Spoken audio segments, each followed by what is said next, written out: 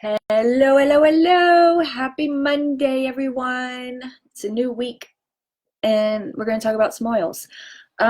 First, I hope everybody had a great weekend, and if you didn't, today's a new day, so you're going to have a great week. I just know it. Let's just dive into it right quick. Urinary incontinence. This is something that most people don't talk about much. I noticed since I've been dealing with it for over a decade now. Shocking, because I had two kids, yes. So real fun fact, both men and women can have it, but up to 45% of the women have it.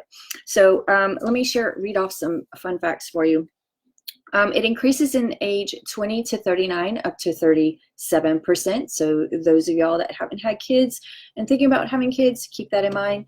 And women older than 60 make up 39%. So it goes up 2% as we get older.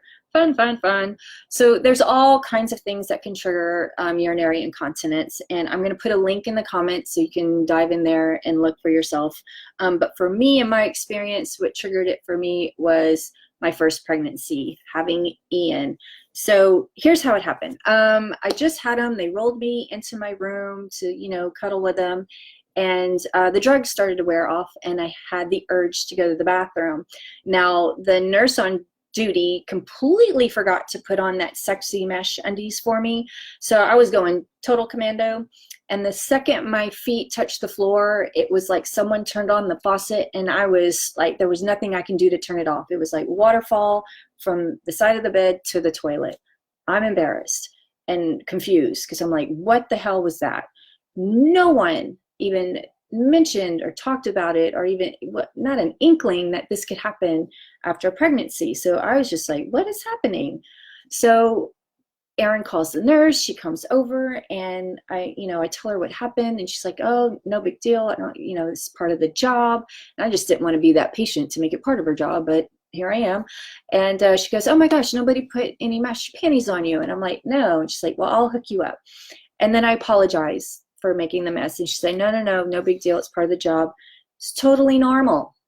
Totally normal. And I'm like, this can't be normal. I didn't believe it. So a couple of hours later, the doctor shows up, checking up on me. And she's like, how's everything? And I'm like, good, but I'm leaking. And she goes, oh yeah, that comes with the territory. That's totally normal. And my first instinct was like, wait, did you not hear what I'm saying? I'm leaking. This is not normal. But because she said it was normal, I accepted it as like, okay, this is my new normal. I'm just going to have to, accept it and make it mine. So it was bad. Oh, it was really bad. So I go home, and I'm leaking when I cough and sneeze and laugh, hug people. I was peeing when I was hugging people. Exercising, I would leak like crazy exercising, and I had to exercise because one, I'm dealing with a new kid, wasn't about losing weight at all, and I'm dealing with this new normal, and I didn't want to add another thing called postpartum depression. So I worked out, and I just sucked it up with being wet all the time. So after a couple of months, Ian, I don't know, I think he was like around 4 or 5 months old. I go to my gynecologist and start the Dr. Roadshow. I'm like, this isn't right for me. It's bothering me. And she said, okay, let me refer you to another doctor that specializes in this field and make an appointment. He's in your network. I'm like, fantastic. So I make the appointment. I show up. I am the youngest person in the waiting room. And I was just like, what the fuck am I doing here? So I go in his office, beautiful mahogany furniture and everything, just setting the mood for you. And then, so we sit down and we're talking, and he's just trying to get an idea of my daily, what's going on with me and what's working, what's not. And he asked me, well, do you plan on having more kids? And I was like, oh yes, absolutely. Gonna have another one. He's like, okay, well, let's pause on the surgery.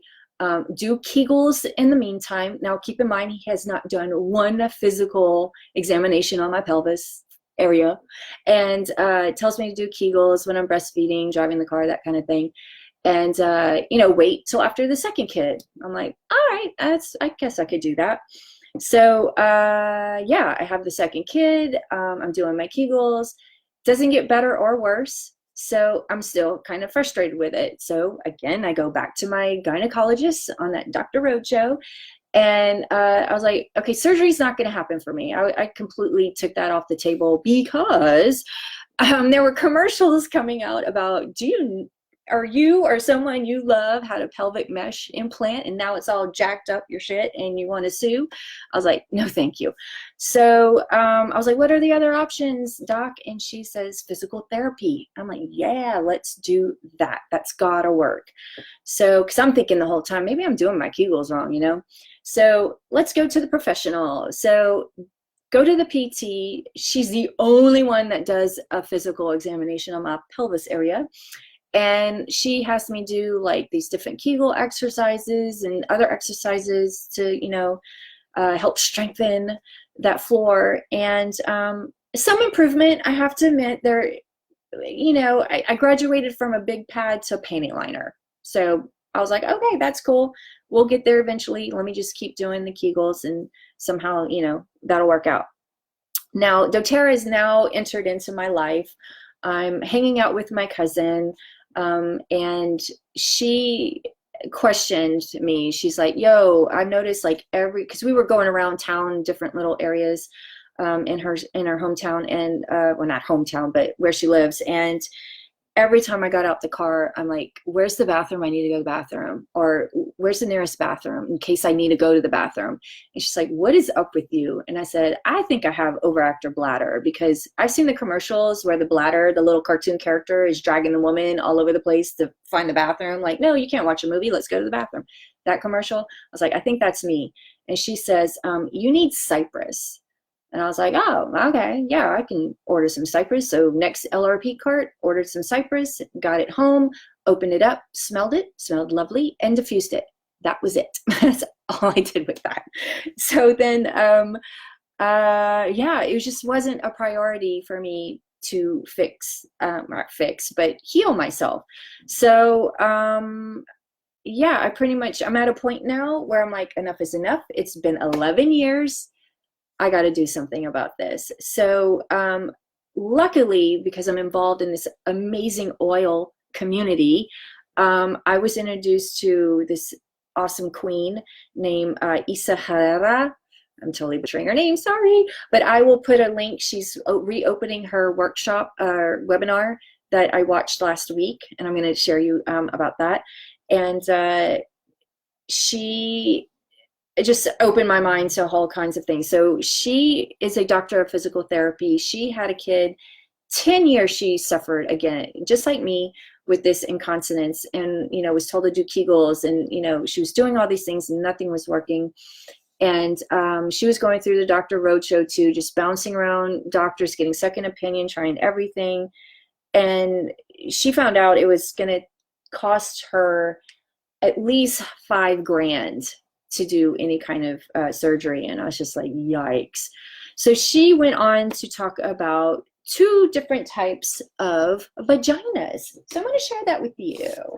So there's 2 different types. There's hypotonic, which is a relaxed vagina, and there's hypertonic, which is a tense vagina. So let me go over what's the difference between hypo and hyper, and see which one you are. All right, so for hypo, which is the relaxed vagina, symptoms include fecal incontinence or the inability to control gas. When you have gas through your vagina, that's what she's talking about. Cough, sneezing, laughing, positional changes, and or lifting is a hallmark sign of hypo. And organ prolapse, which has that feeling like your organs are falling out of your vagina. That is a relaxed vagina. So Kegels are very important. In fact, she showed us how to do Kegels and all these other things. In fact, we even did a Kegel as a practice. And then she went into hypertonic, the tense vagina. So those symptoms have pain during sexual intercourse, gynecological exams, tampon insertion, and close contacting the vulvar area. Tense pelvic floor muscles, can even affect, have adverse hip pain, sciatica, glute your butt, and lower back pain. Check all those boxes.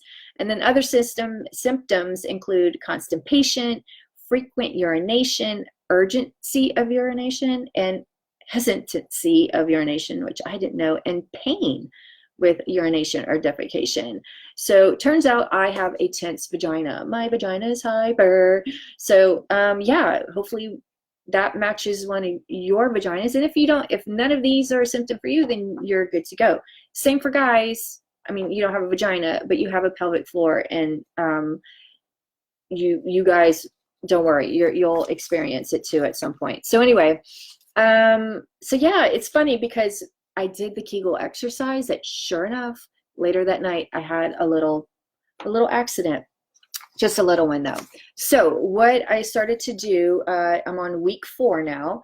I've grabbed my Cypress, beautiful Cypress, and my Ylang Ylang. Now, why did I grab a Ylang Ylang? Because I can't stand a Ylang Ylang.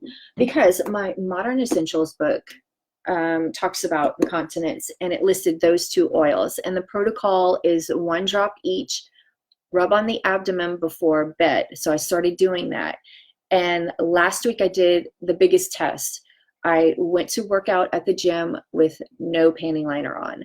That's huge. That was scary, very scary. So I had a pad with me just in case, because I just didn't want to like be working out with a wet area.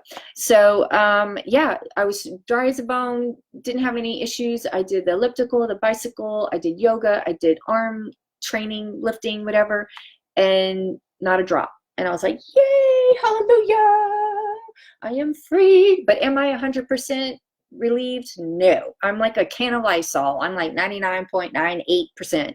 And it's because I need to learn reverse Kegels. That was key in her little webinar. For those that have hyper vaginas, they need to do reverse Kegels. I don't know what those are because I didn't sign up for a class. So if you guys know how to do reverse Kegels, please direct me in the direction of that, and send a link or something. So, because I'm dying to know what that is.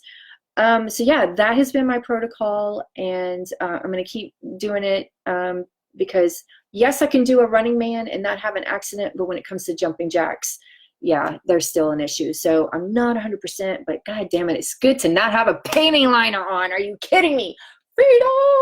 And it has totally affected my mood. Oh my god, I can't tell you. I didn't even realize how deeply rooted my mood was linked to this stupid shit. So what brought me to that attention that my mood was linked to it is Thursday night, I'm going to take the kids out for this little fundraiser that their school was having at Sky Zone. And as we're heading out the door, Erica like pauses and turns to everyone and says, nobody yelled at each other today. And I was just like, oh my God, it's gotta be because it's gotta be. I mean, one, we're all kind of in a good mood because, it was a good day, even though I didn't get the job and Ian didn't get his treasurer position. Life is good. We can't complain. I mean, there it is. So the whole point of sharing this embarrassing thing with you is because no one told me it was going to happen, and I want everybody to be prepared that this could happen to you, and you have options. You have little miracles in a bottle that's going to completely change your life. I can't tell you, like 10 fucking years. Are you kidding me? All right. I'm good. Hi, Yvette. Thanks for popping in. All right. So that's my story, and I'm sticking to it. That's what I wanted to share with you today. Men, if you have a wife that is dealing with this stuff, talk to her. Say, I found a solution for you. Hook her up. All right. I'll put all the links and all that in the comments that I spoke about earlier, but I want to get one more little announcement in. I'm going to do essential oils one-on-one webinar this Saturday at 10 a.m. Pacific time.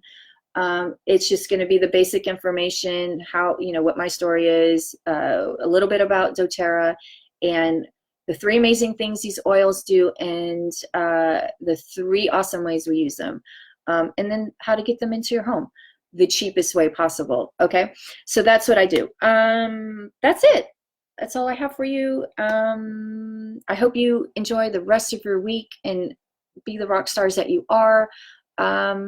And yeah, it's kind of rainy and yucky out. That's why I'm kind of like, I didn't shower either. So I'm covering my mess. But it is rainy and yucky outside. So put on some some citrus oils if you got them to brighten up your day. I've got bergamot going on right now because it is dreary out there. All right, you guys, take care.